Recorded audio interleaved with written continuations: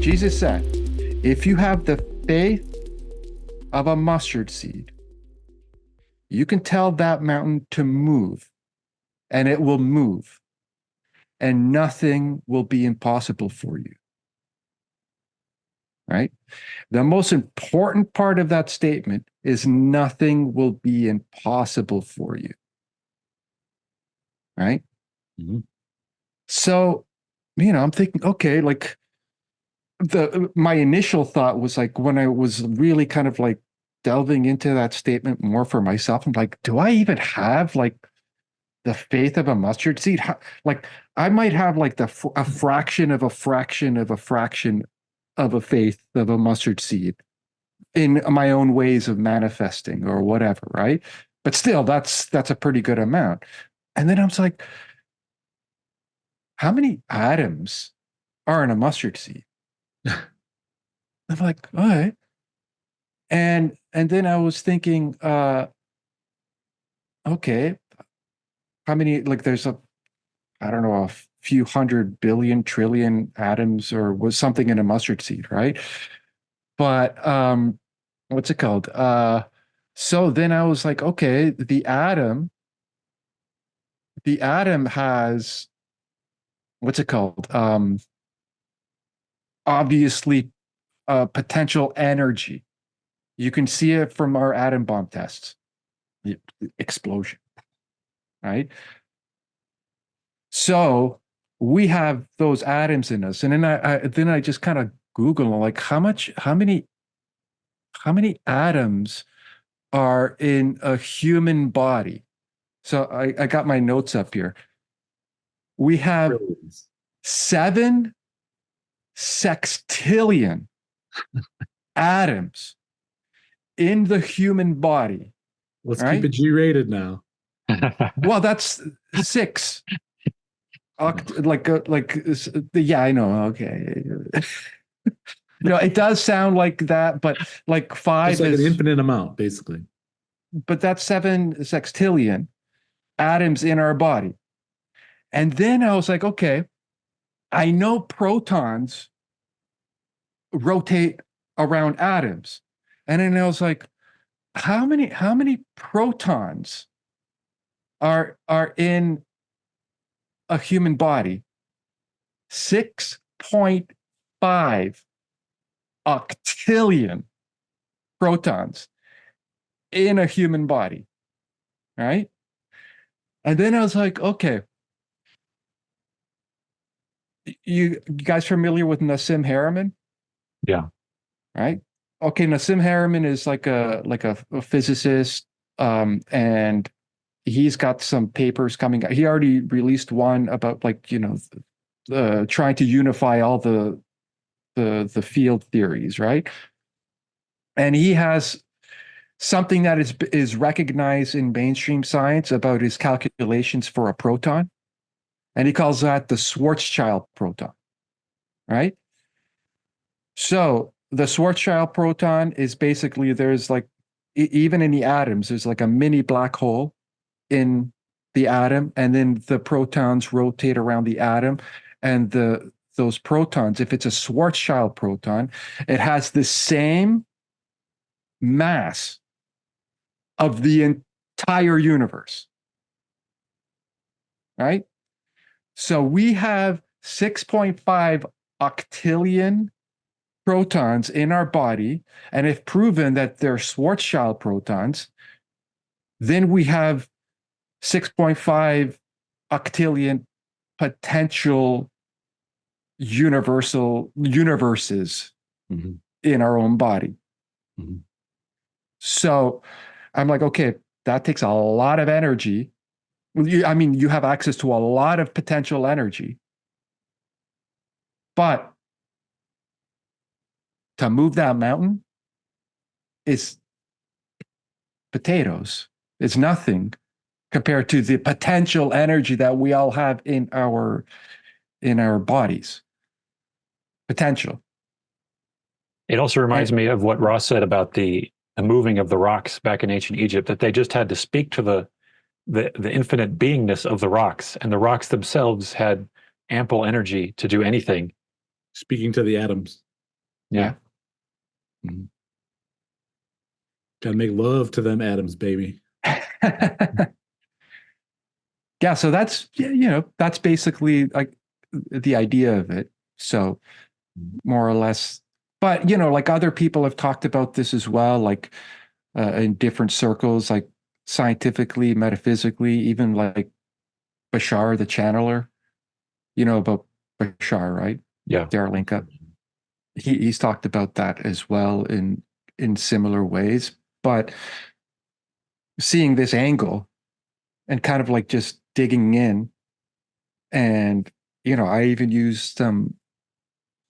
I knew kind of like the answers that I was looking for, but I wanted to confirm it through like AI. So I'd asked these questions, right? But AI kept on saying that Nassim Harriman is not like none of his stuff is proven yet. But if this were possible, yes, you would have the potential energy of multiple universes in your body. So was it you were gonna when we last talked, you were gonna give a sermon or a speech at your church, right? No, no, no, no, no. I want to make a like a what's it called? A keynote type of idea. And then I'll also invite some of the clergy and I'll record it and then I'll upload it and Nice. and then So basically, what I'm so curious to talk about today is what is the nature of mental discipline and faith? And John was talking about the faith of a mustard seed, and how do we comprehend what our faith is, and is it a scale, and what is our discipline of our mind? And I believe that when Jesus was saying, if your eye be single, your whole body will be full of light, that's a part of the process of reducing the variations in our mind that take us away from having the faith of a mustard seed, which is really a very simple kind of thing compared to the complexity of our belief system, which is just going in a million directions. So I know that the Buddhists talk about the one-pointedness of thought, and certainly it's emphasized also in the raw material as being very important to attaining anything with our discipline, is reducing all the other jumble and the noise. And Chris, you've talked a lot about the meditation from your guru, which I'd love to hear more about. And you've said it that a big part of meditation for you is essentially ignoring thoughts. And the concept of ignoring a thought, to me, it can trigger me at times when I feel like, oh, there's some really big thing that I need to process. And it's like, I don't want to ignore it because I know it's coming up for a reason. I need to get through it. But at the same time, there are so many of those things that I still have to work on sometimes, that if I can get down to one thing, even if it's just like a mantra or some simple visualization, which is also recommendations given by many different sources to focus your mind on at least one thing. And Chris, you've recommended focusing on the heart, and if you can get other things out of the way, then it almost feels like you now have like a laser beam of conscious intent that can break through the walls that are affecting our ability to develop our discipline and mental ability to control our minds, which are so often just going everywhere. But I don't know if control is the right word, because we're wanting to be more accepting than controlling. It's just the inability to be accepting of so many things at once might be the lack of the single pointedness of our minds that holds us back. So go ahead. Any thoughts on this? Yeah, actually. So yeah, in terms of the meditation and mental clutter and that laser beam that you're talking about, I mean, the whole what I've been taught is that meditation is just an exercise. It's like going to the gym, right? Like if you sit on the couch and just eat garbage and don't work out, you're going to get fat and weak and all that and diseased. But if you work out, then your body is fit. So our mind, you can look at our mind in the same way, where our mind, if we don't regulate our own mind, if we don't take control of our own mind, our mind controls us, right? So, and in a modern world, nobody is working on their mind. Nobody is regulating their mind. No one is doing any curls with their mind or push-ups with their mind. Nothing. Zero. So our mind is just is what it's like a garden with a bunch of weeds. It's just weeds everywhere because you've never literally worked on your garden for 1 second of your life ever. So proper meditation, again, as I've been taught, is when you learn to ignoring the thoughts is just a way to let the ripples in the water, the turbulence, settle down so there's no more turbulence.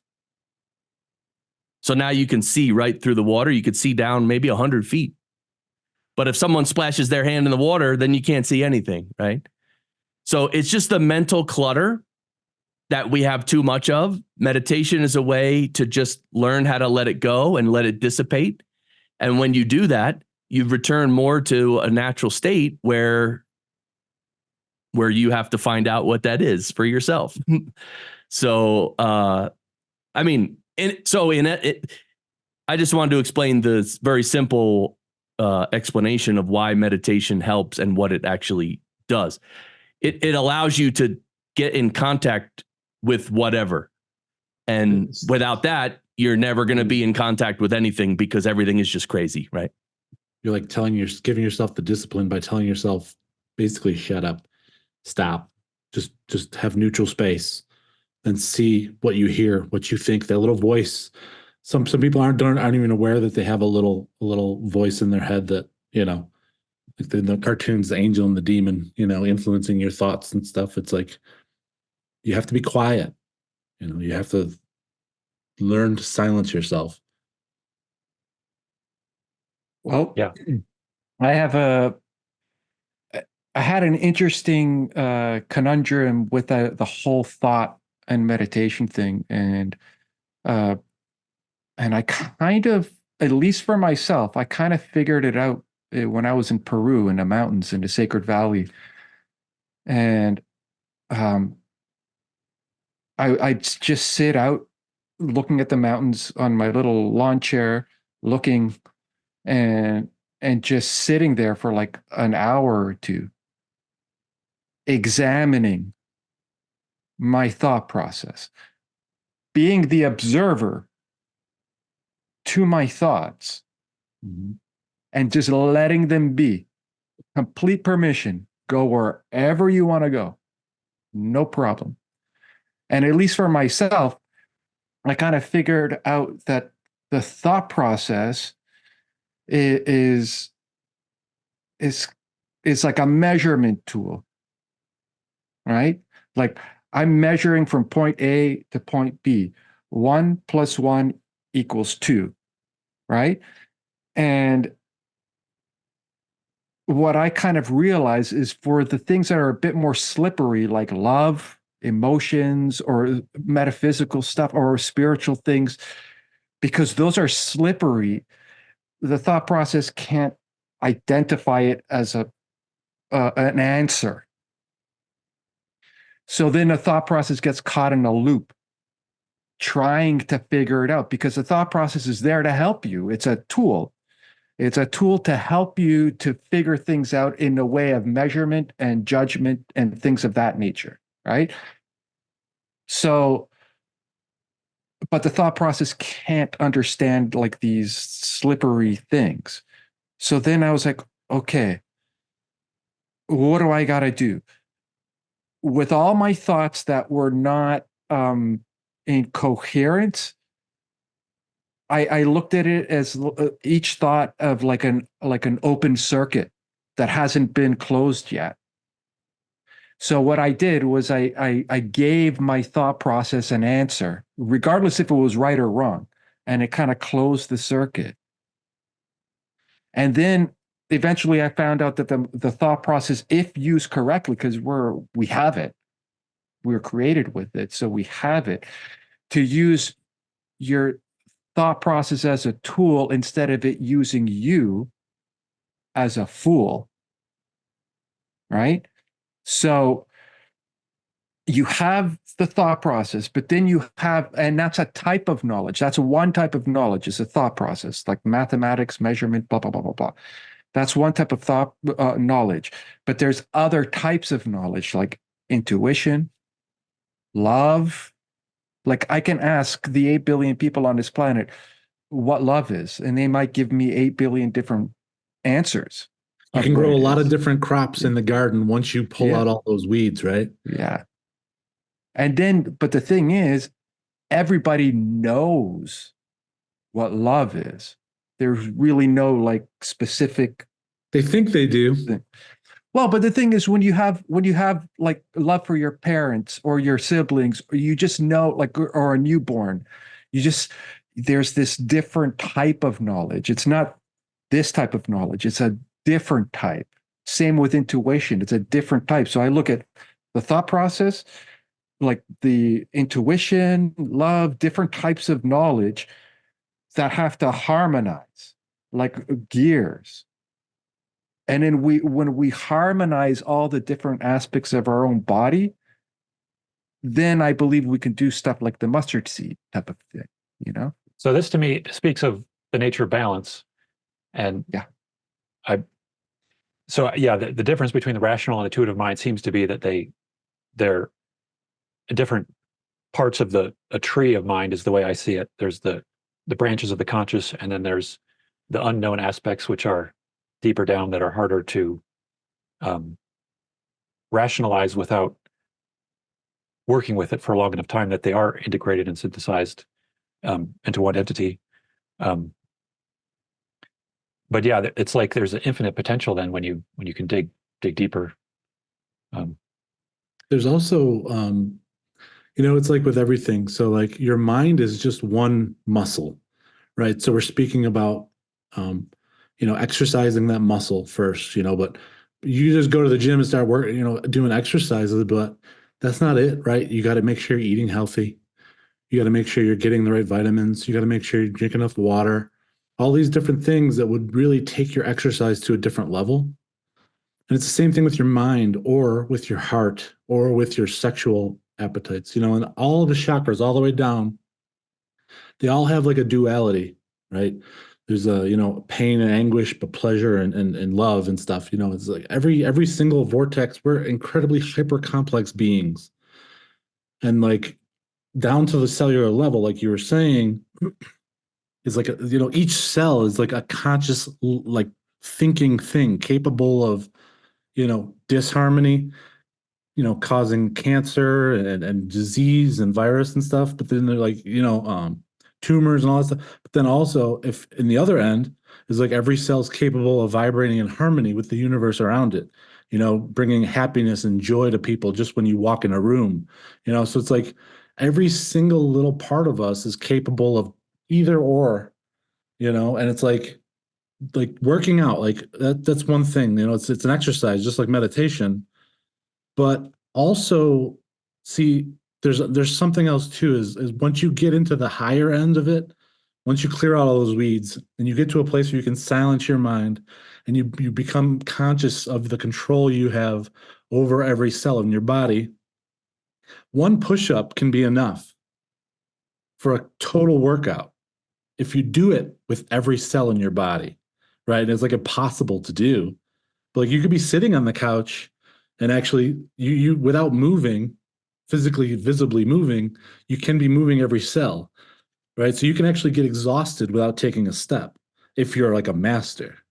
Do you know what I mean? So it's like once you learn how to actually quiet your mind, then quiet your cells to your toes, to your fingers, then once everything's quiet and you learn to actually communicate, that's when like the whole spectrum, you become like a living conscious being, like one of them yogis who, sits and just radiates energy and stuff like that. It's like your organs speak, your cells speak, your mind speaks, but not only consciously, subconsciously. So like, whatever's active, there's also the other that's sitting there dormant. So it's like, you know what I mean? I like the analogy of the water.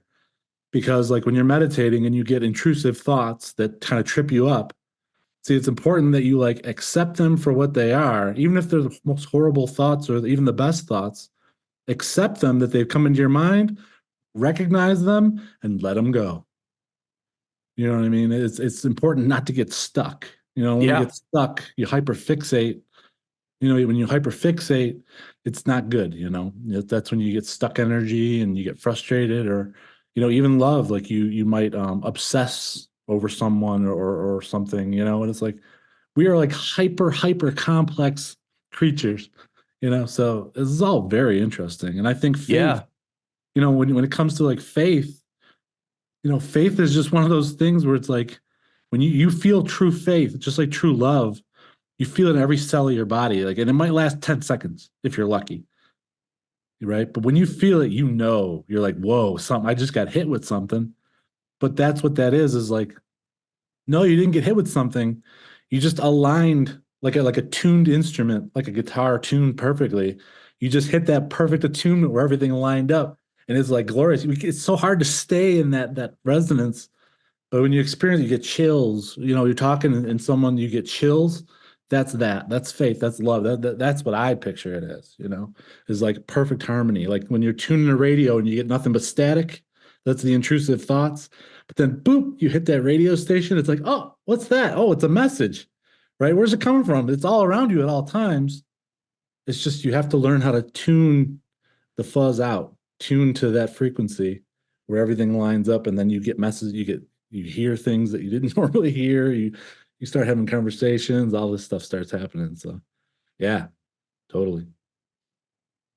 Is this attachments? Is this the nature of attachments that we have to recognize?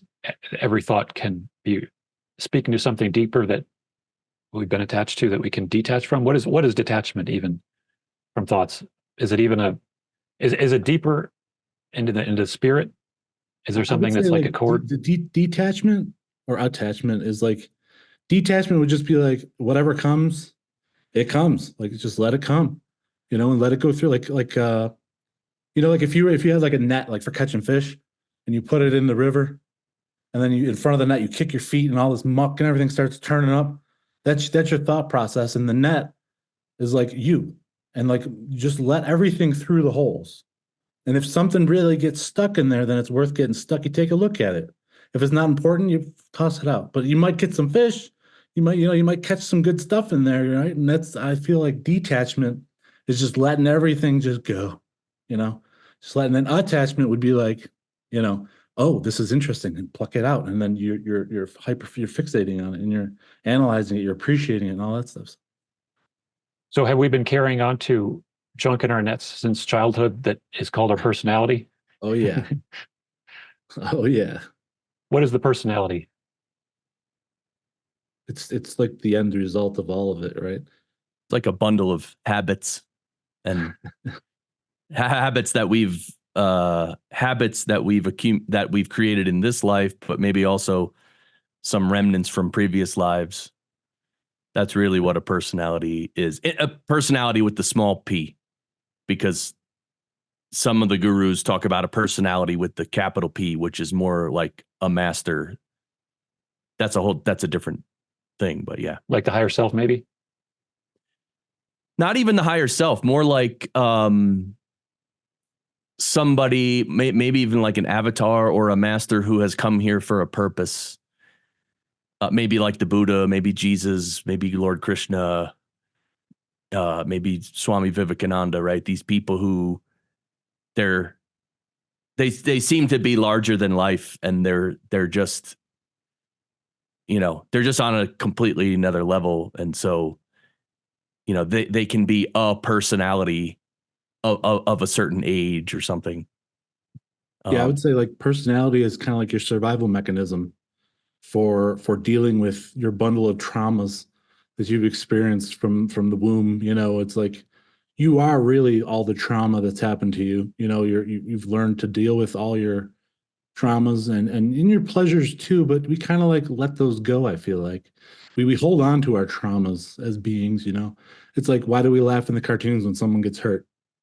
It's because we identify with that. We're like, I remember that time I got hurt in a similar way, and now I'm trying to let go of that, so I'm going to laugh, or you kind of your traumas kind of shape who you are, and you develop a personality built on that. Almost like if there was a shopping cart in the middle of that stream, it would catch all kinds of stuff, right? And it would even redirect the water flow of the whole stream, and that's kind of like, I believe, what your personality is like, the wake of all that. It's how you've shaped yourself and survived that garbage that's come into your life, and you kind of polish it off and you're proud of it, so or you're not, and you stay in the house and you don't do things, and you avoid conflict and stuff like that. So does I also, meditation? oh, Go ahead. sorry. You go ahead. I also think, thank you.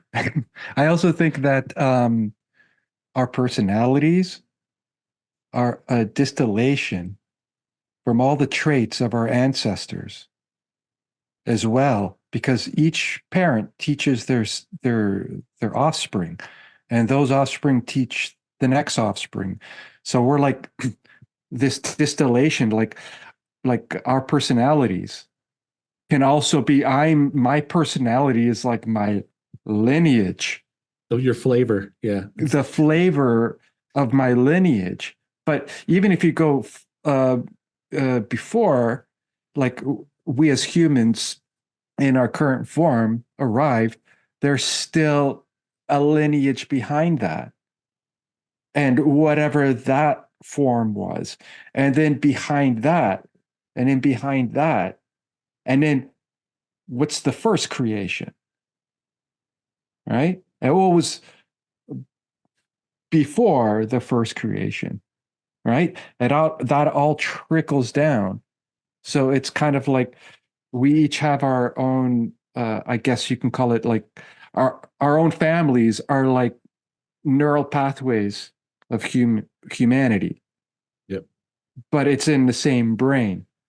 Yeah. And then we're this expression of that as well. So the personality, like, yes, we do have our like kind of our individualized personalities from our own birth up till now. That's our own, like we're adding to the flavor of our lineage, right? But like when I hear myself speaking, I can feel my family speaking too. Like, oh, when I hear another family member, when I'm talking to them, say I haven't heard them talk to them in a while, I can see something. Oh, that's something that's familiar. That's kind of me. Wow, that's wow. I mean, that type of thing. So, yeah. Like how is it that baby pigeons or baby birds are born knowing to look up for hawks or shadows? It's like, oh, it's like it's in there, it's encoded in their very essence. At the Yeah. cellular level, the cells were passed on in the yolk of the egg to know that, hey, when you're born, watch out for them damn shadows. It's like Yeah, I like your idea, John. It's almost a fractal thing where, you can have habits of certain habits today that you do. Then there's your habits of this year. Then there's the habits of your lifetime, or the personality / habits. And then there's previous lives. And then there's, even before this planet was existed, there was probably previous lives on another planet, and all the way back. So definitely that's all encoded and encapsulated in you and me in the present. That's fascinating. And the way it's all in there, I believe, is like you were saying earlier, is with every cell there's atoms, and then within every atom there's a nucleus, protons, electrons, neurons, and all those little pieces are made up of even smaller things. That it all comes down to, like, it's all little vibrations, little micro vibrations, and when certain things enter that space, those vibrations react in a certain way, like bees. If you've ever seen bees when they're all together held up and they have like wave, it's like they're communicating in waves, but it looks like waves to us, but to them it's just little micro vibrations, and it's a perfect example of what's going on the cellular level, even in us, and the way a flock of birds flies, and one bird sees something and it shifts the whole mess of birds immediately without thinking. in real time to the 100th of a second. These are like micro vibrations. And we as beings are that hive of bees. In the human form, we are that flock of birds in ourselves because we're a billions or octillions of atoms, all resonating and vibrating on micro levels, reacting to all the things around us at all times. But this is one of the crazy things that I kind of like that really cooked my noodle before too. Was like, okay, and I asked this question with certain people too. I'm like, who is the only person that's been with you your whole life until now? Every breath, every thought, everything that you went through. Who's the only person that's been with you until now? Me and God. So, Same thing. so this We kind of think. goes, yeah. So this kind of goes even further now. I'm like, okay, if I'm the only person that's experienced my whole life uniquely for myself,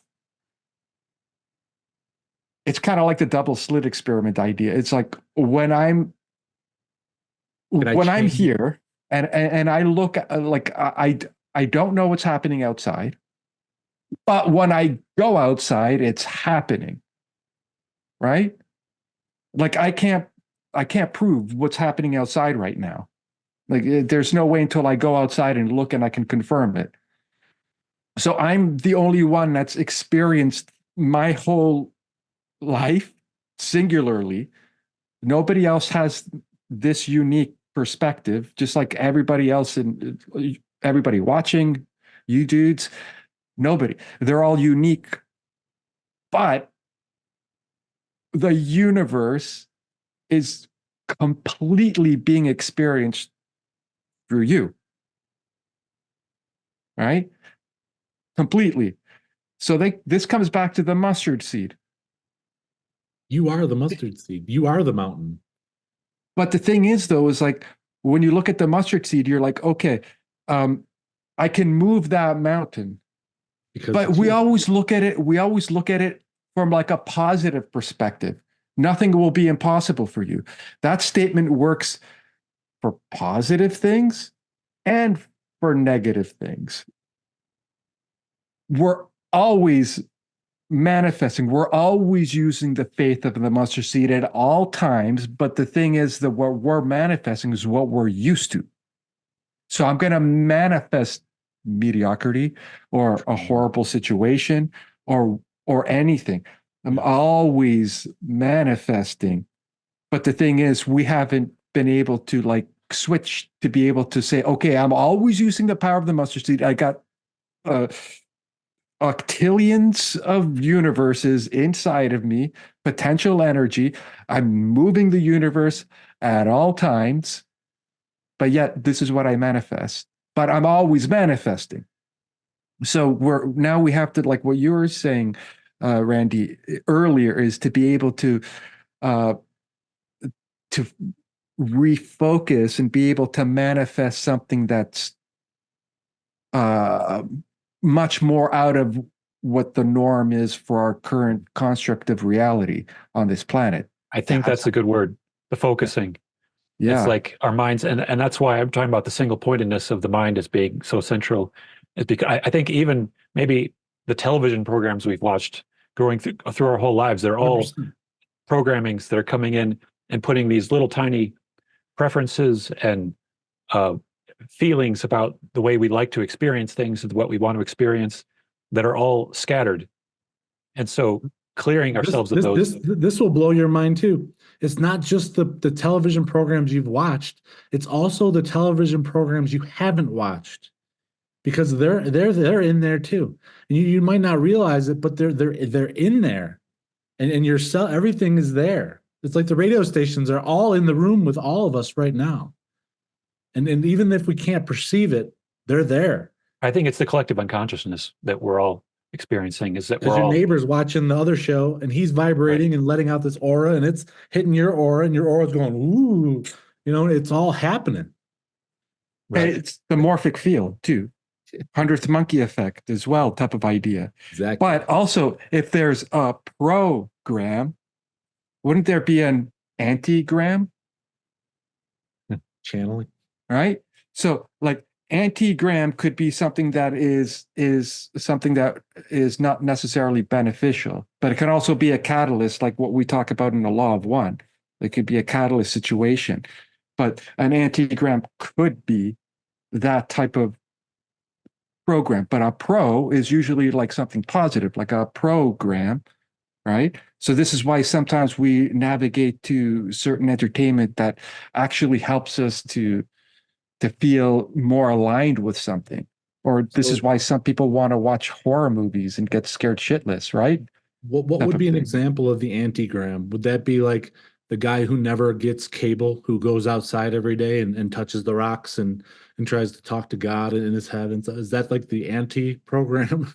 I would call that probably the program because pro would be something positive. And in the antigram would probably be something Reality that's TV garbage. like a TV. Yeah. Yeah, right. By the way, I would like to bring up the motion again to name this show Mike and the Meat Suits. I still think that's a good name. I don't know why you guys haven't latched onto it, but anyway, let me know in the chat. You Mike guys and the like that? Meatballs. Gregory, everybody in the chat, Lewis. I wanted to bring up this idea that we're talking about settling the mind, getting into a deeper state, connecting, being more connected to divinity. And we're talking about faith. And in my experience, when I made my many trips to India and I would meditate a lot in the ashrams, there were times I got to a state of consciousness where it was almost like I felt so blank, like, I mean, blank, like nothing. I'd get up from meditation and walk, and I don't know. But so my point is, in a lot of my experiences, that's when I felt real faith, because it's just like a knowing, right? It's just knowing that the master is there or God is there. And it's not negotiable. It's like love, right? It's like a mother loving her child. It's not like, oh, do you love your child 99% or 99? No, it's complete, total, never in question love. And so to me, practicing meditation enough to get to some of those states, because when you get some of those states, even if it's only once in your life, then you know. Because even the masters, they don't stay absorbed in the perfect spiritual state 24/7, 365. They don't. I mean, it's always right there in the background, but they have to deal with the real world. We all have to deal with the real world. But what I'm saying is, when a lot of people do meditation and they have these spiritual aspirations, if there's almost like a wall, there's almost like an invisible wall you have to break through. And until you break through that wall, even in your regular day-to-day life, there's still that 1%. You're only 99% faith that God is there or something. But once you break through that wall, then you're at 100 and it's over. You never go back from 100. So anyway, it's kind of like a metaphysical great barrier that we have to like pass through, right? Because we go through great barriers, as in like at each level of evolution for humanity, there were things that are like, no, that's impossible, or what, and then we break that barrier. It's kind of breaking that barrier. But on the same note, it's interesting. Well, I'll use Jesus as an example. When I believe the bleeding woman was Veronica, I believe her name was. The bleeding woman, all she did, she knew Jesus was coming to town. She was bleeding for years and years, like this continuous blood, right? And all she was thinking is like, just if I just touch the hem of his garment, I'll be healed, right? Do you think it was her faith that did it? Wait, like her cellular expectation of if I can get there, it'll happen, and like the placebo that did it? No, Or Jesus answers it actually. He answers it through this whole experience. So she touches the hem, she gets healed instantly. And she's like, wow, amazing miracle, right? Jesus comes to her and says, your faith in me has healed you, Yeah. implying she healed herself, right? But she had faith cellular alignment. in him. Exactly. And that's how the healing is. And the other thing that I look at too, especially with like uh Jesus in particular, but I'm sure other masters out there have the same thing, is that if Jesus was standing in front of me or in front of you right now, he would have an unbounded faith in you to have faith that would be limitless. His faith would be limitless, that you have faith, that you have the exact same ability, The potential for the faith. potential, Right. right? And if you were in front of him, you would start weeping on the spot. I would. I know I would. I think I'd laugh a bit too, because I really feel he was a comedian as well. Like I'm sure he had People a say good that few when they good. die and they have the near death experience, that they laugh. It's like Yeah. joy, endless, boundless joy. So yeah, that You would think he make was telling jokes about Moses and stuff, like doing a half-hour comedy set here and there? No, I'm sure. One thing that I've noticed with myself too is like when I'm having like deep conversations with people, like on a personal level, and say it's a serious conversation, right? I'll try, like, when the energy's right, I'll throw in something funny to make it, to bring some Light, levity to it, right? lightness. Yep. Yeah. So I'm sure Jesus did that, and I'm sure he had some great one-liners in there along the way to help bring like you a just little said, bit of, like not even the most ascended yogis, masters, they don't live in that 24/7. So I would imagine that even God probably, like, all right, let's well, at least, I because think, we're in his image, right? I mean, yeah. that's who we are, and wouldn't God have moments where he's sad too? I mean, Well, God doesn't have any personality or soul or mind or body or anything, right? God is I don't know. nothingness. I don't know, because it even says like, We are the oh, body of God. like I think God is like all the things, and also has the capability of being none of the things too. It's like, that's even in the Bible. I think it says something to the effect of like, don't even try to imagine what I am, because you're not even capable. So Yeah, Well, we're not going Right, to but get the Jesus one was a definition man, of though. God. Jesus. What's It's that? hard to define God. We don't have to get all the way there in this call.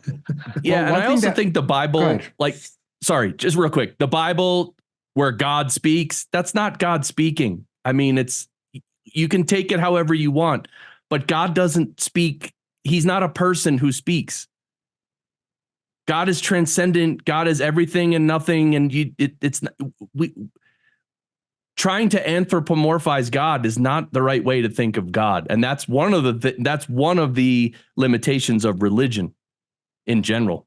All There's religions. actually some verses in the Old Testament where it says that Yahweh, using the word name Yahweh for God, it says that Yahweh said to this person, and then it switches to the angel of Yahweh said this thing, and it's super ambiguous to biblical scholars even why they switch between the angel of Yahweh and Yahweh as synonymous.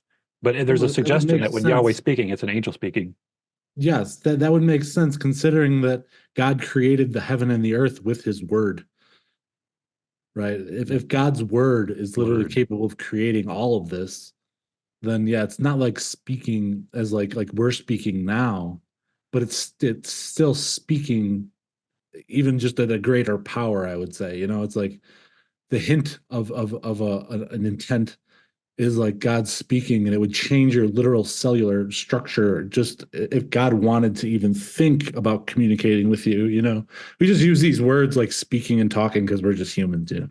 But like influence, I guess would maybe be a better word. I don't know. Yeah, but you're right. I mean, God had to create Jesus or angels to come down here just to interact with us, you know, and which is interesting because as far as I know, with the Billy Meyer, you know, in the UFO story of Billy Meyer, when he met the angel or the alien woman from she got out of the craft after it landed. Semyaze? Yeah.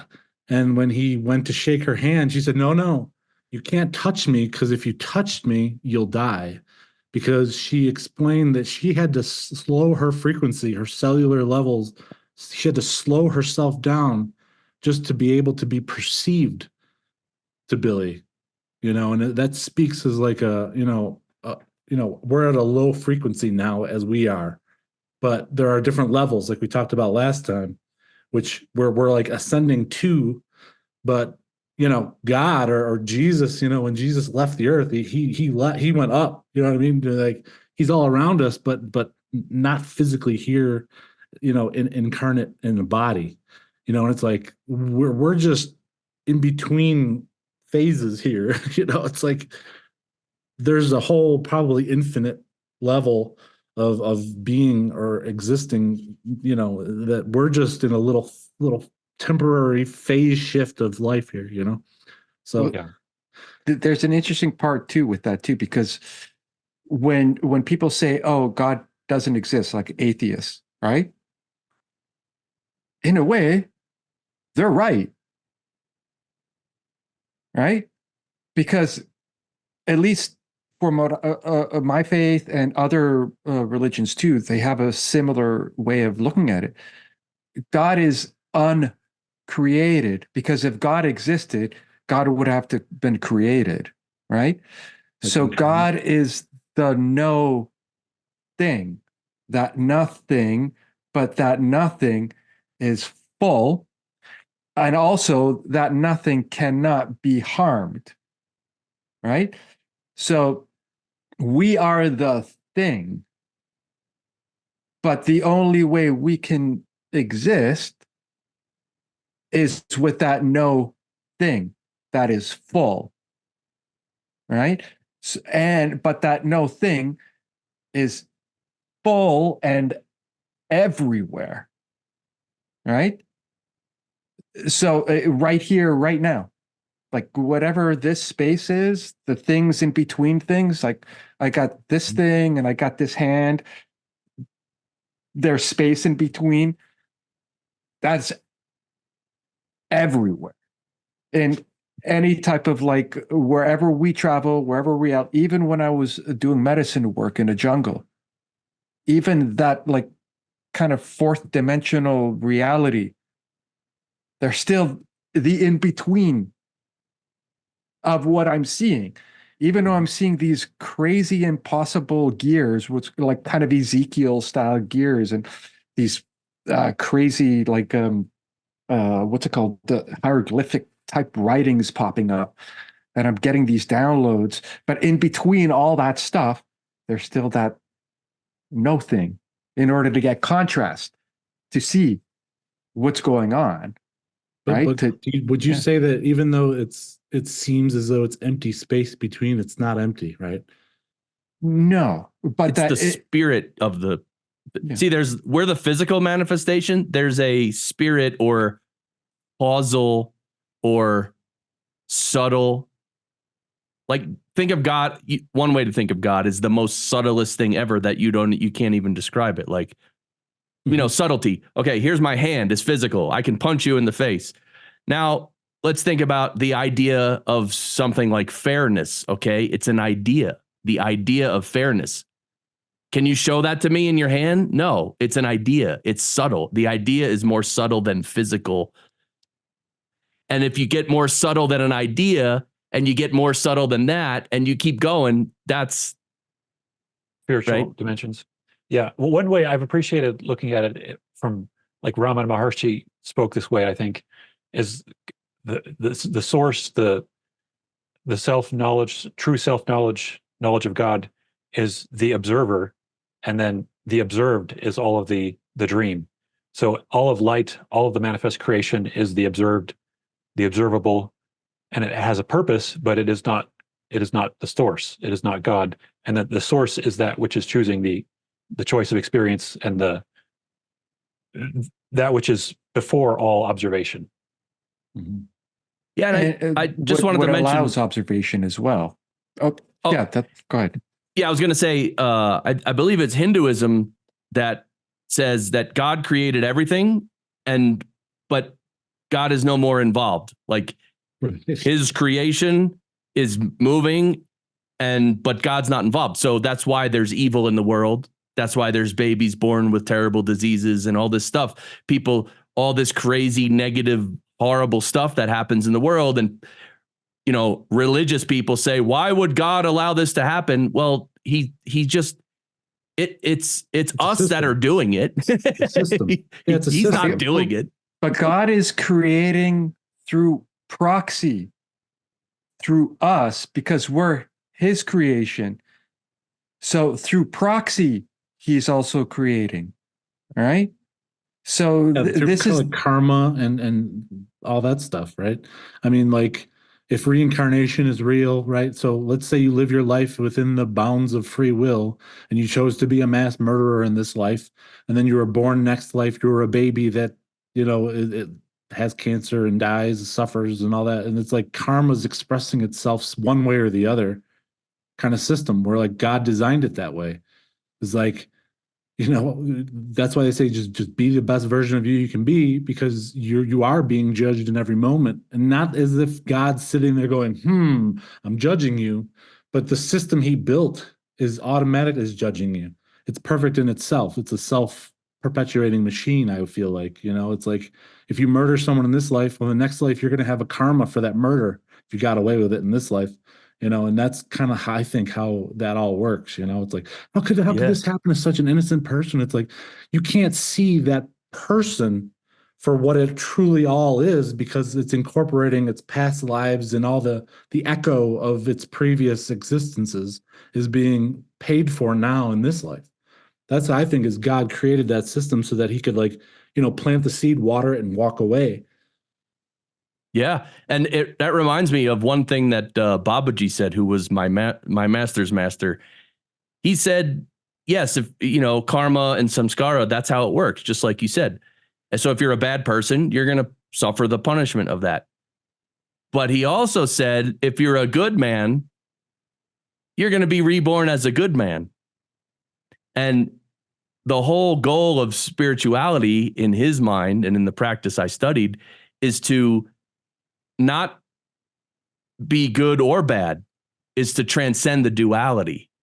And so when you transcend the duality, if you do it fully, and this is the masters, they call it mahasamadhi, when they die, they're not reborn, because they have cleared they cleaned the slate completely. There's nothing left to cause another incarnation. Then what happens? Do you then you merge with God. Yeah. Well, yeah. It feels ahead, like to some degree, one of my favorite quotes from the Law of One is balance is not indifference, but rather the observer not blinded by any feelings of separation and fully imbued with love. So the way I think of transcending my need for birth in a positive sense, of course, positive is an attachment to certain principles, but in the sense of blending by losing my sense of separation and becoming one with everyone in my open-heartedness. When I lose my separation and I become everyone, I don't need to be Mike anymore. I can be everyone, and the love that I had for everyone just becomes added into that equation. And I wonder if that's what the masters do. There was many stories. I just heard a story from Krishna Das. It was so beautiful. It was like, decades after Maharaji left his body and died, he Krishna Das's friend had a picture of Maharaji, and she was a big fan of the guru, and she had it. She actually had this severe illness, and she was in a hospital bed. She put the picture of Maharaji next to her on her bedside, and she went into a coma for 3 days. And she woke from the coma, and the nurse came in and said, "Oh, It's too bad your grandfather must have just left. It's too bad he just left when you awoke, because he was sitting there. This isn't that your grandfather in the picture? She said, what? He was here for 3 days sitting next to me. And she said, Wow. yeah, he was there the whole time. So who knows what it is we are when we transcend the need for a separate identity. We can become, the nature of the energy behind the atoms, I suppose. Well, By the I way, look. I just want to thank you guys for having this conversation. This is so beautiful and helpful. I'm swear to God, thank you. Well, It's real. There are other people out here like us. Yeah. there's this wonderful thing about like kind of the transcending and the balance and moving on. Because I had a little bit of like I don't know, a thought experiment in a way. Because you look at the yin yang, right? The yin yang is like the white and black, but there's a little bit of each of it in each of them, right? So then I look at, okay, that's our like duality in this particular vibration of reality, like this contrast, right? And then say there's this idea of a fourth dimension. And if you've ever seen a tesseract, the picture drawn of a tesseract, right? They say that's just that drawing of a tesseract that kind of looks like a cube that's kind of like has more dimensions to it. But that tesseract is like a shadow. If you put a light on a shadow of what a tesseract looks like in the fourth dimension, but we only see the shadow of it in a third dimension. Right. So now I look at it, I'm like, okay, when we balance, we have the yin yang, say it's a three-dimensional yin yang, and when we're balanced, that's a key that fits perfectly into the fourth dimension tesseract, and then we can open it up. But just like everything below us, those things below us is our foundation. So that contrast, the light and dark, is still with us, but we're not controlled by it. And we can use that contrast for more creation, right? As we go on, because we have all these levels, like we have the three dimensions of space, like, like you can see them when you draw it and or you look at it, you look at whatever we have here is length, width, height, right? So we have those three dimensions of space, but we have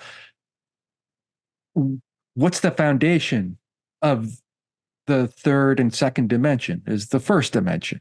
You need the first dimension in order for the second dimension to work. You need the second dimension in order for the third dimension to work, so on and so forth. Mm-hmm. Like you're going to build a house, you want to build it on strong foundation. Mm-hmm. You're not going to build it on something that's not good, right? Another way I would look at that is like, are you resisting something and you're staying attached to it because you're resisting it? So like, if there's something very negative that I'm experiencing and I cannot see myself as one with my father or something, if there's a person who holds this negative charge for you, well, then you're constantly entangled with that up until you can merge with it on some level and feel, no matter how negative I want to see that as, I can still see it as lovable, as forgivable, as a part of me, and I can appreciate and have gratitude in the midst of that seemingly negative experience, and then it becomes a part of you and you can move on. It can actually be the best part of you. Yeah. Right. So it's just like the oyster when it gets a piece of sand, it's like, there's a piece of sand in my mouth, but that piece of sand could be the annoyance, or you can develop it into a pearl. It could be the best part of you, the most valuable part of you. It's all how you manifest around that inconvenience. Your personality is the pearl, developing around that annoyance, that thing. Well, sometimes also the wanting to become one or to become enlightened or wanting to have like a better set of circumstances in your life can also be the obstacle, because I want to sometime in the future, which I've asked so many people and nobody can prove tomorrow exists. It doesn't. So the There's- interesting thing is that with that idea, it's like, okay, how I kind of look at it is that we have no choice. We're already one. We're already in tomorrow. already one with Tomorrow is every- right now. Yeah, we're already. So it's kind of like to be able to like have that already oneness, because then the rest of those distortions just kind of like, oh, if I'm already one with everything, then that removes some distortion already, or removes a particular thought process just by default. I'm So already. yeah, that brings me to the memory of what my father, when I was real little, he used to tell me is like, if you're worried about something, and then you get to that thing, it never ends up being how you imagined it would be, right? So there's a hack, there's a trick there. So if you say you have a job interview, whatever, you're fearing something, if you can think of all the scenarios that you fear the most, it's almost like you're destroying all those possibilities because now you're ready for them. So then when you get there, none of those things can possibly happen because you already experienced them. So your cells are already pre-programmed to never let that happen. So it's like, and you don't have to torture yourself about it. It's just like, well, you have to search inside. You have to quiet your mind and say, what am I really afraid of? What am I really dreading here? What has really got me upset? And get to the real root of that. Then you're preparing yourself for that eventual, that you're expecting that it's going to happen. So you're experiencing it before it has a chance to happen. So then when you get to that moment, it's not going to happen because you've already done it. And that's why the thing is never the way you expect it. So go ahead and expect the worst. Don't dwell on it. Just run it through your mind, because then you'll go to sleep. Your subconscious will take it and chew on it and spit it out. You'll wake up ready. And that's just the beauty of being a human, is we are these tools that, we're designed to solve problems and to triumph over, tragedy. It's like, you just have to be conscious. You have to just, be in control of your mind to the point where you have the discipline to recognize the piece of sand for the piece of sand and make it into a pearl. Make it your strength. Yeah. I've certainly wondered about how much our dreams are literally programming what's about to happen to us, because it's the stuff that we can't fully process that maybe in our future that actually needs to then occur to us as the lessons. Mm-hmm. And I think it's all about the relationship between the conscious and the unconscious mind. The unconscious mind, I think, on the deepest level, is the source of all creation being manifest. I actually had a crazy vision back in like 2000, 2001 area. I actually, it feels like a vision, but I think it was during dream state. I don't know, but I saw my own death. You saw the possibility of your own death. I experienced it 100%. I'm like, it freaked me out for like 2 weeks. And then I was in a precarious situation, not in the best state of mind. And then I was in my vision. Yeah. Everything was exactly the same. I was about to fall down and die. Then the vision came back. Mm-hmm. And I was like, no. Mm-hmm. I took myself out of that. That's why I'm still here, by the way. I took myself out of that to, as in like, that's not 100%. Just like every prophet would say, I'm telling you, was now. I'm telling you, every prophet would say, I'm telling you these prophecies so you can avert it or avoid it and try to move past it. And again, going to all the same thing, everybody come together. Yeah, that's right. Yeah, and that's like you just said, like tomorrow doesn't exist because it's now. You just have to be able to quiet yourself, to put yourself in that place of all knowing, all being, and you can see the potential rocks you're going to trip over. And you can see them now. You just have to put yourself in that frequency, right? And so that's what you did. You saw the possibility of an outcome, You prepared for it. And then when you got there, it said, oh, here it is. Not going to happen because it already happened. And you already prepared yourself because you knew, that's tomorrow never comes because it's all right now. I certainly wonder, being able to perceive it. That's the trick, is being able to perceive it. is there an overlap then between dreams and deep meditation where all the faculties of dreaming are open to us? Of course. Yeah, it's all now, right? It's like, I can sit back in this chair, quiet my mind, leave my body, and come into your room and describe to you what's in front of you. It's possible. I can describe what's in front of all of you guys right now. A computer screen. Charaji, he said, Georgie, if all your samskaras are cleaned, then you won't dream. You won't have any dreams. So dreams in some way are, again, it's just the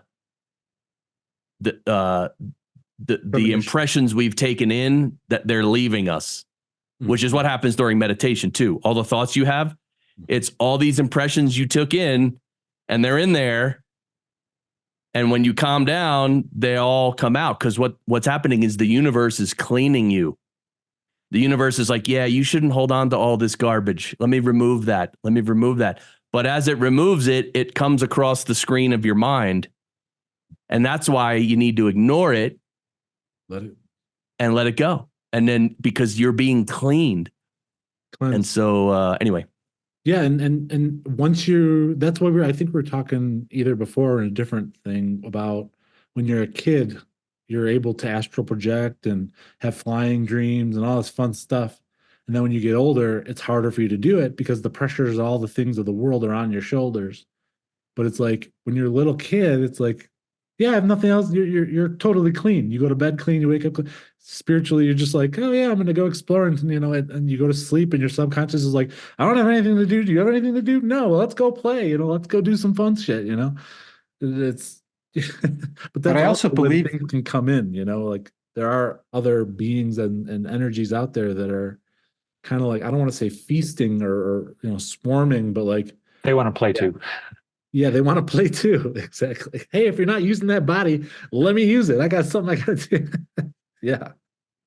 well, I look at it too as in like all those like realms are like actual places as well, like actual like experiential templates, right?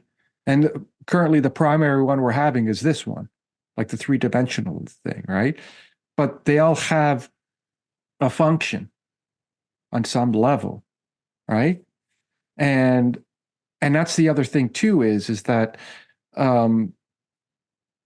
with having this potential energy within you to be able to manifest anything on demand, right? It has to take a lot of letting go, like you were saying, Chris, to let go of certain things. These things can still come in as like I look at, I think Eckhart Tolle said this, like your thought process, just think of them like clouds passing by in the sky. You just say, oh, there's another cloud. There you go. No problem. Let it go, right?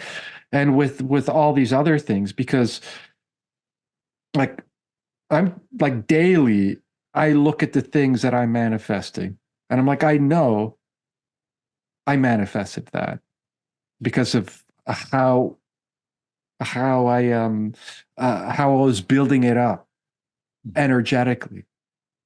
And like I may be slightly better than the normal everyday folk, right?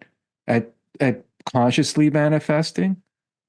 But the thing is, it's like that's still like nothing compared to like what the actual ability, potential, energy that you could use, right? So, for example, like you were talking, Randy, about like these spirits that come in and they want to like feed off of you, type of thing.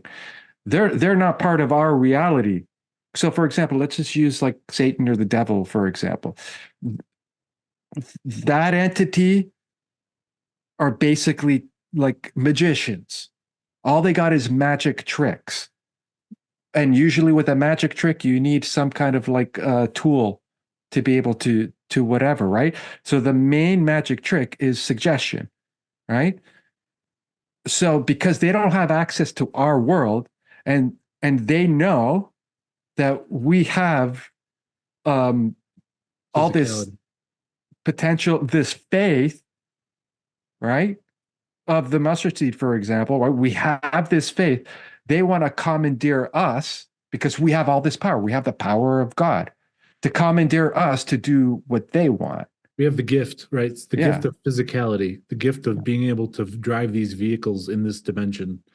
They don't have that, right? So yeah, they're looking to operate the vehicle of what we have is the gift that we were given from God, or the source of creation, and they don't have those vessels, so they can only influence, they can only suggest, they can only bump us in certain directions, but it's up to us to take control of these vehicles and drive them around. Interesting. But real quick before I forget, I just wanted to mention about the spirits or entities that can attack you or try to suck your energy or something.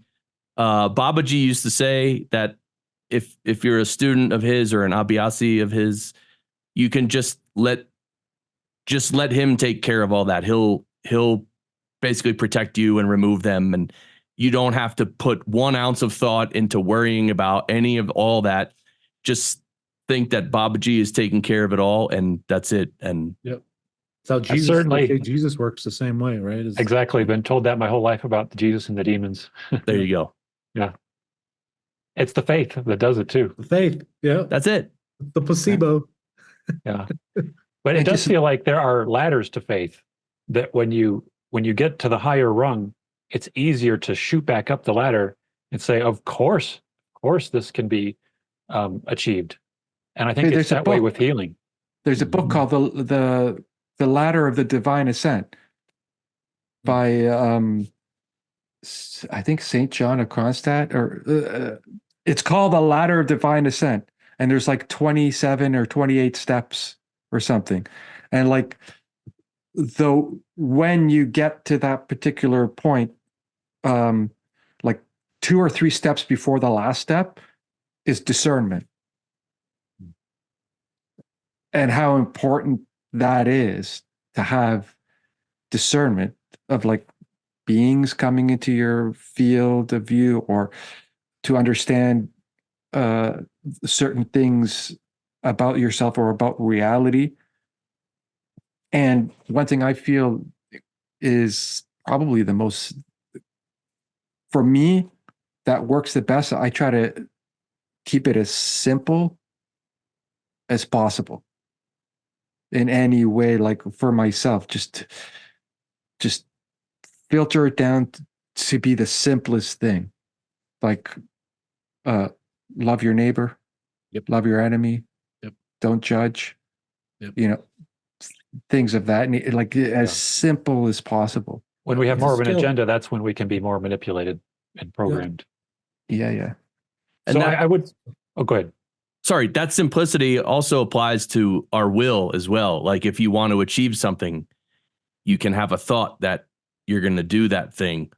But if you try to get all crazy and, oh, I'm going to get riled up, I'm going to lift weights, I'm going to do that thing, and tomorrow, and like the more gross you make it, which gross meaning the opposite of subtle, the more you're just wasting energy. But the more subtle it can be, and just subtlest thought Just possible, Just know. it's a knowing. It's like a subtle thought knowing, and then that's it. That's the most powerful type of will. Yep. Just like what I said about the 1 push-up. It's like, I don't work out very much, but I'm in good shape. My brother works out every day and he's not in that great a shape. And it's like, I could do 10 push-ups and I'll be good all day. And it's like, my cells react. It's like, when I'm doing those push-ups, I'm talking to my cells like, this is it. Do you want to do 1,000 push-ups? Because I'm going to do 10. And that's all you should need. And it's like, you talk to your body, like they just know that it's happening in real time. Like when I watch like the new, like whatever speech from whoever in the news or whatever highlight reel I see on social media. And like, I'm like, man, this is so stupid. Like, how could people fall for this or whatever it is? And I just tell myself, I know. And then I project that out. And I actually picture my translation of this A, B, whatever A, B, and C is. And I send it through every one of my cells and I just send it out like exploded in the universe because I want everyone to not fall for this crap. So it's like I can't talk to everyone. So maybe I can just shift everyone from my living room, and just send that into the universe, just explode like a pollen into the cosmos, and just like 100th monkey this shit. It's just Yeah, boom. that's a prayer, basically. Yeah, prayer. Exactly. Yep. Yeah. So interesting, the relationship between prayer and faith and belief. And I think we should wrap it up pretty soon and end the recording and let other people come who are joined with us now pretty soon. But I also want to say a little bit more about like healing. And I don't know if you guys have heard of the Bates method, but there was somebody who was originally teaching about healing your eyesight issues. One technique is like you put your palms gently over your eyelids. Not pushing against it, but you can visualize things off in the distance, being able to see very well, or if you're farsighted, you can visualize things up close, looking at them very well. And you just, without even looking, you're imagining that you're able to see very clearly. And that's just doing that every day for extended periods, you start seeing better. And I assume it's that way with practically any ailment. How many people who are struggling with some bodily ailment spend the time, half hour a day, focused in meditation, saying, I already feel better. I'm feeling perfect health. This is already completely the way I live and the way I am. And I assume this is a process of shifting your ability to be ready to step into that vibration on a physical level, just as you are in the mental and spiritual level. So this is the question for me between belief and faith. Do you need to believe that you are well, to have faith, or is faith an energy that you're latching onto, that you don't need to worry about what's going on in the mind? You just latch onto that energy, and you allow that light to come into you without. Maybe that's the subtlety of it, is not having to focus on the mental aspects of it. Mm-hmm. Yeah, it's like Well, not even 30 minutes, just 30 seconds, just every day. Just take that time, before you go into work and you're sitting in your car still. Take 10 seconds and just breathe calmly. Whatever you're scared about getting on a plane, just take 30 seconds. Do like you said, just leave. Go on a little vacation for 30 seconds, 10 seconds, whatever, and just communicate with every cell in your body. Tell it's okay. Everything's going to be okay. You're worth it. You're better than this, whatever it is. And that belief or that message, that resonance, that vibration that you're sending through your, like the bees, be like the bees, just be like what Bruce Lee says, be like water, right? It's just let it happen. It's possible. Yep. You can heal your eyes. You can heal your own cancer. You can whatever. And if you do that 10 seconds every day, like you say, one day you're going to wake up and it's going to be happened. It's going to be real.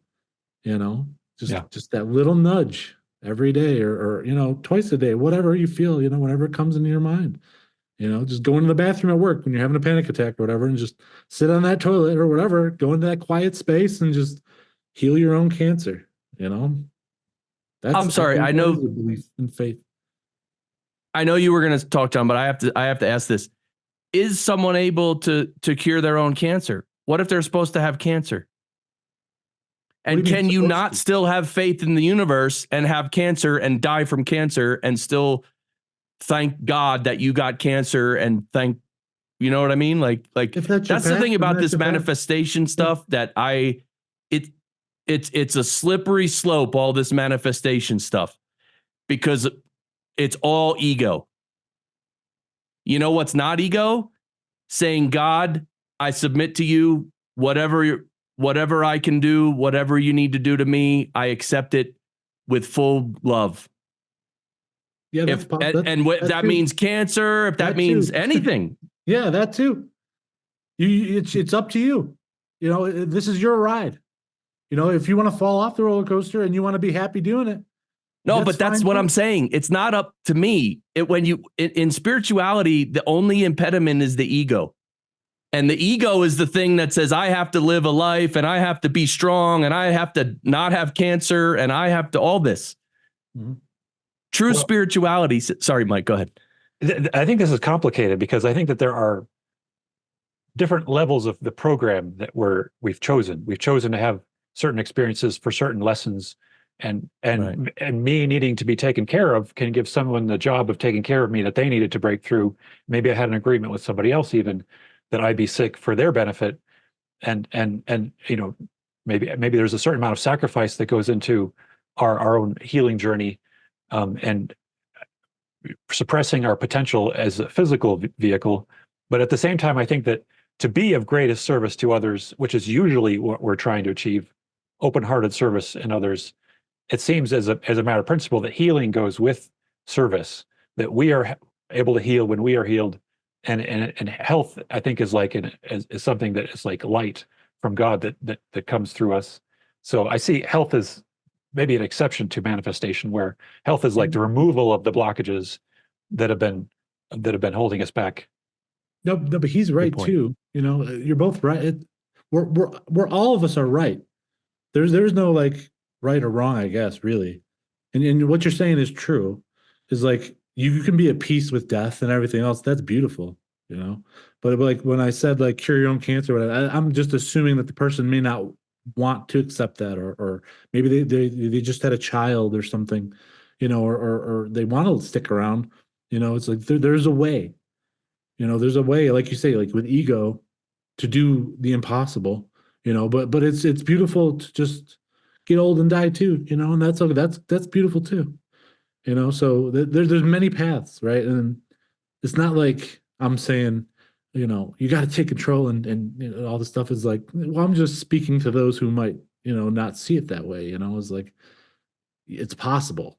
It's also possible to come to peace and have the last moments of your life be amazing, and you incarnate anew or not at all, and whatever, spiral out however you want, right? I mean, it's your roller coaster, baby. Yeah. Like you said, it's both. It's both. Yeah. We are part ego and we are part spirit, and we're all trying to juggle this and learn. Yeah. Yep. Well, one thing that I've noticed, especially throughout my own personal experiences with this spiritual, metaphysical landscape that I've been traveling myself, is compassion. And the way I see compassion is, I understand, I'm pretty sure everybody wants to feel balanced.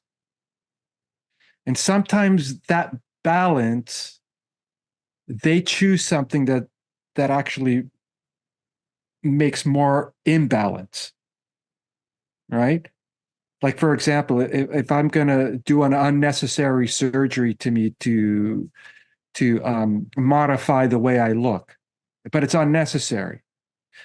But the drive is in there. I want to feel that balance. I want to feel good in a way. And then all of a sudden I suffer the consequences of my decision, either good or bad. But the one thing I know that connects us all is we want that balance. We want that connection. We want that pre-trauma. All right. We want that thing before the trauma to connect. And this is, instead of looking at somebody saying, oh man, you're an adult.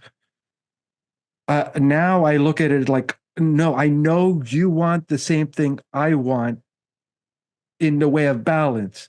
And that's where I'm going to meet you. You can think whatever you want. And if it doesn't align with my own, like, what's it called, personal environment that I have in my own life, yeah, it's no big deal. But I know that we want the same thing. We want that balance. We want that pre-trauma, and to make it a post-trauma. right? Because you need the trauma in between to be able to regain, quote unquote, what you already have, right? And that's why we're alive, because we came from pure spirit and we're doing this, and then we're going to get back to the pure spirit. It's same thing. It's beautiful. But the funny conundrum there and the paradox is we're always pure spirit, like Having a human at experience.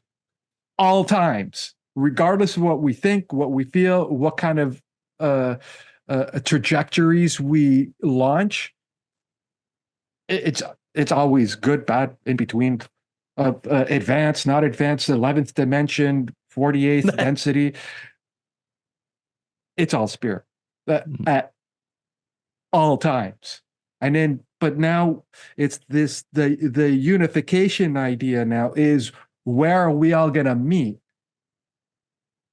We all have that spot where we want to meet. Not necessarily an ideological thing. It's like, I just want to feel whole. Yeah, I know where that meeting place is. It's called a show called Mike and the Meat Suits. That's where people want to meet. Mike and Oh, you know, that's what we can name it. Instead of MEAT, we'll call it Mike and the MEET suits. And the meat suits. Ding, ding, ding, ding. Winner. All right. All right. Thank you, guys. I think this is a good place to open it up to the rest of the attendees here. And I really appreciate you guys. Thanks Thanks Mike. again. Thanks for everybody listening.